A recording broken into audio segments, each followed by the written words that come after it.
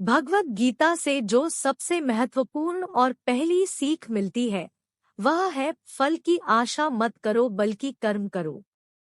दोस्तों, भगवत गीता में भगवान श्री कृष्ण अर्जुन को समझाते हैं कि हे अर्जुन, इस संसार के सभी मनुष्य को, सभी प्राणियों को हमेशा कर्म करते रहना चाहिए और फल की आशा कभी नहीं करनी चाहिए, क्योंकि फल की प्राप्ति उसके हाथ में नहीं होती लेकिन कर्म उसके हाथ में होता है।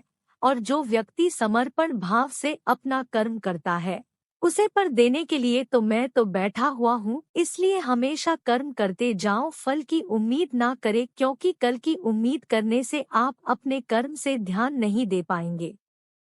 दोस्तों, श्री कृष्ण कहते हैं कि कर्म करने वाला व्यक्ति आज नहीं तो कल जरूर सफल होता है, लेकिन अकर्मण्य व्यक्ति जीवन में कभी भी सफल नहीं हो पाता। इसलिए अगर आप सफल होना चाहते हैं तो आपको अपने कर्म पर पूरा ध्यान देने की जरूरत है और हमेशा से ही अच्छे कर्म करने चाहिए, जिससे आपको अच्छे फल की प्राप्ति हो। दोस्तों, अगर कर्म करने के बावजूद आपको अपने मनचाहे फल की प्राप्ति नहीं हो पा रही है तो कभी भी निराश नहीं होना चाहिए, बल्कि श्री कृष्ण के भरोसा कर आगे बढ़ने की चेष्टा करती रहना चाहिए। और यकीन मानिए, भगवान आज नहीं तो कल आपको सफल, समृद्धि और आपके कर्मों का सही फल जरूर देंगे।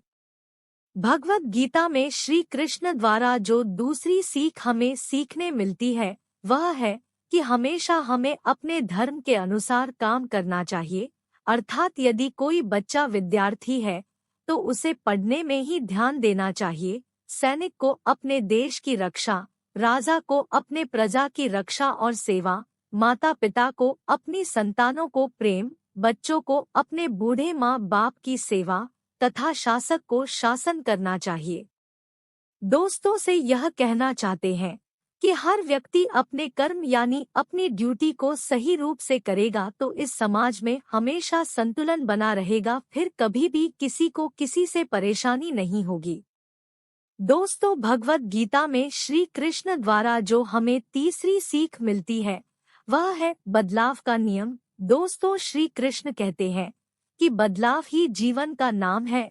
श्री कृष्ण कहते हैं कि किसी भी इंसान को कभी भी बदलाव से नहीं डरना चाहिए, क्योंकि बदलाव हमेशा एक परिवर्तन लेकर आती है और यह परिवर्तन हमेशा अच्छे के लिए ही होता है। दोस्तों, अगर जीवन में बदलाव ना हो तो हम वहीं रह जाएंगे जहां हम आज हैं और हम कभी भी आगे बढ़ नहीं पाएंगे। दोस्तों, कभी कभी बदलाव या परिवर्तन हमें कष्ट भी देता है, पर यह कष्ट हमेशा के लिए नहीं रहते और आगे चलकर हमेशा सुख देते हैं। दोस्तों, आपने नदी के पानी को कभी सड़ते हुए नहीं देखा होगा, क्योंकि नदी हमेशा परिवर्तित या बहती हुई रहती है, कभी रुकती नहीं है। लेकिन एक तालाब का पानी जब परिवर्तित नहीं होता है, जिसमें बदलाव नहीं आता है, वह धीरे धीरे सड़ जाता है। ठीक उसी तरह हमारे जीवन का मायना तभी तक है जब तक हमारे जीवन में परिवर्तन या बदलाव है। जिस दिन हमारे जीवन का बदलाव रुक जाएगा हम उस दिन नष्ट हो जाएंगे।